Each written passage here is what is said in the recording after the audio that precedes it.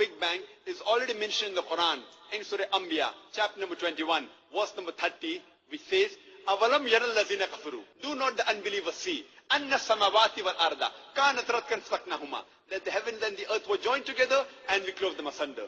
What you're talking about the Big Bang is already mentioned in the Quran 1400 years ago. Who could have mentioned that? Okay, peace of Christ to all. First, in here you see guys how the Muslims lie to you.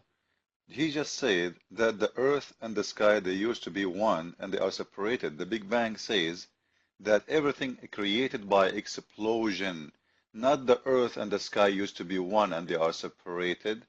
To say the earth and the sky was one and separated, it means the earth was exist, the sky was exist, and they are just separated. So what Muhammad is talking about, this is the official government website of Jordan, and this is what Jalalain, the master of the masters of Liar Naik, look what he is saying.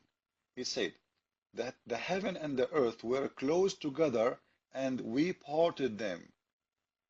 We made the seven heaven and seven earth. So the earth was exist and the heaven was exist.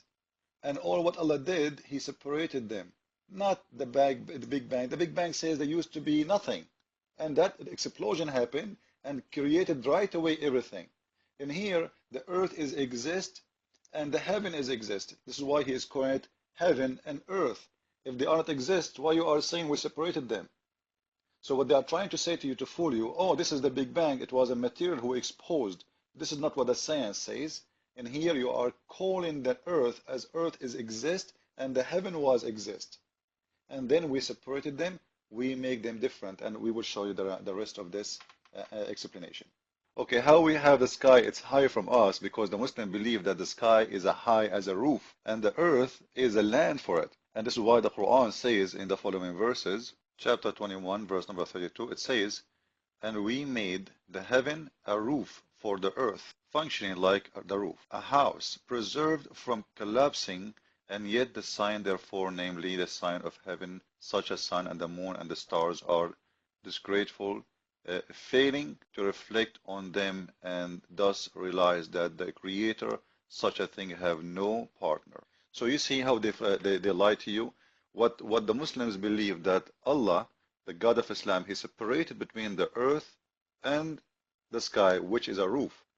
And He did lift up the sky. Let me show you that. The sky was touching the earth, which is false, by the way, because we still, I mean, He did not lift up. We still touch, we are inside the sky. We are not out of the sky. The atmosphere is part of the sky. Yes, the atmosphere is part of our earth, but it's still a sky. In a religious way, it's a sky. Sky means everything in the top of your head. It doesn't matter. When a little bird fly, he is flying in the sky. That's what we say in Arabic. You are flying in the height of 10 foot, or you are flying in the height of 1,000 kilometers. It doesn't matter. In religious mean, it is a sky. Now, let us see how we can prove what we are saying. Chapter 13, verse number 2, it says, Allah, He who raised the heaven without any pillars that you can see. By the way, I saw one of the false miracle claim. They cut the sentences here, and they are saying it is He who raised the heaven without any pillars, but they did not show us the sentences that you can see, because it is rising by pillars, but you cannot see. And if we want to see what those pillars are, we should go to the chapter of Qaf, which is supposedly a mountain surrounding the earth. Let us go there. This is chapter Qaf, chapter 50, verse number 1. And from his narration, this is Ibn Abbas, the cousin of Muhammad, explained the verse, because if you ask Muslims what Qaf mean, everyone will give you his own idea. But Qaf simply, according to Muhammad, and this is Ibn Abbas, the cousin of Muhammad, which Muhammad prayed upon him before he died, and he ordered him to guide the Muslims to explain the Quran. He said, and from his narration, the authority of Ibn Abbas, that he said, in the interpretation of Allah saying Qaf, Qaf, he says, it's an azure mountain overlooking this earth, this world, and the color of the sky takes from it. This is why we cannot see it. So this is how Allah, He raised up the mountains, or the sky, sorry, and with pillars which we cannot see. Why? Because they are blue, and they are far away, which we cannot reach with our eyes. But this mountain is surrounding the earth from every direction. So when a Muslim speak about a miracle and Big Bang, where in the Quran, by the way, it mentioned the Big Bang. He mentioned to us, as he said, the earth used to be and the sky used to be one, and we just showed you what it mean. That Allah, He raised the sky up, the sky was down, and Allah, He raised it up, which means the sky was down. Now, I want to ask people, is it true the sky was down and somebody raised it up? We are inside the sky, Mr. Abdul. Nobody rise up anything. What rise up? When you walk in the road, you are walking really. You're fit in the road, but your body in the sky. This is the sky. Sky is an inch in the top of the earth. This is part of the sky, because simply everything is a space, is not a solid, is in the sky. The sky in Islam is not really what they say to you, the space outside. No. And by the way, they might say to you, even like the Quran speak about a protected roof. Like in here, the heaven is guarded. Somebody will say, see, this is the atmosphere. You know what? This is a lie. The Quran never speak about the atmosphere. What the Quran is saying here about the heaven is protected. It's not the earth is protected. The heaven, read it, you see? Which means the sky is protected. Protected from what? To understand, this is why you need to have a full knowledge of Islam before you answer. You know, the Quran says that when shaitan or genies try to go out of the heaven, out of the earth, sorry, Allah will shoot them in their ass with missiles, which is lamps and stars. Let us see that. Chapter 67, verse number 5. And we have from of old adorned the lowest heaven with lamps. Lamps is the stars. Nobody can play with it. And we have made such a lamp as missiles to drive away the evil one, and have prepared for them the penalty of the blazing fire. So if a shaitan try to go out of the earth, Allah will shoot him. This is why in chapter 55, verse number 33, Allah He say, "O you assembly of jinn and men," He changing the human and the genie. The genie supposedly are the Satan too. If it is be, you can pass beyond the zone of the heaven and the earth. Pass ye, but not without authority shall be able.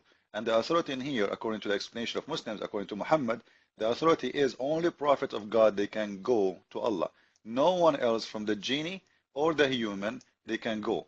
And this is why Allah will shoot them. You see? "O on you will be sent, O evil ones, a twin of a flame of fire to burn and the smoke to shock, and no defense you will have." So Allah, He have a defense system. If somebody try to go out of the zone of the earth, He will shoot him by what? As we showed you in the other verse, by the stars, not by normal missiles. Those missiles are stars. And here we ask, how you can shoot a little genie, which according to Muhammad, he sleep in your nose. Imagine how small.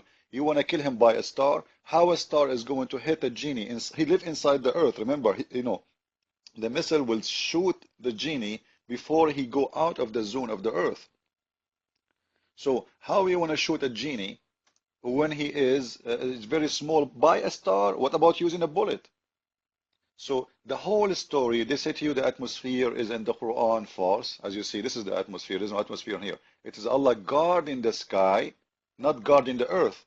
You cannot go out of the earth. And in here you notice the mistake that He is challenging the human and the genie to go out of the earth. But all of us, we knew that a human, they went out and they went to the moon. So Allah challenged false. Muhammad, he never thought that this is ever will happen. And when a Muslim speak about the Big Bang, I wonder, like, so why Allah is speaking about the first days, the second day, the third day? You know, do really, first of all, the Big Bang is a theory, by the way. It's not a fact. For me, it's just a stupid theory. You know, the Muslims, they speak about it as a fact because simply somebody told them. This is what the Muslims do. Muslims are the same as bacteria. They copy each other. Nobody uses his brain because they are infected by the bacteria of Islam. You know, first the Big Bang says that something explodes, and that explode make that everything. In the Quran, Allah is saying that He created the earth in 2 days. Then everything in the top of the earth in 4 days. The water, the trees, etc., as you see in the front of your eyes. Then He went to the sky to create the sky. The sky was not exist, which means the earth was first, the sky was after. And by the way, in chapter 41, verse number, sorry, in chapter 79, you will see in here, he's saying the opposite, which he's saying in once, he say the earth is first, and the other one he's saying the sky was first. And this is a contradiction, but I will talk about it in the second video after this one. But in here you will notice something, that there is no Big Bang, because Allah, He did not, supposedly according to Quran, create by explosion. There's first day, second day, third day, fourth day, and we will see in the following video how we can expose more about the flat earth and the shape of the earth and the Big Bang more. Follow with me with part number 2. Thank you. God bless you. Christ is Lord. Islam is false. Ameen.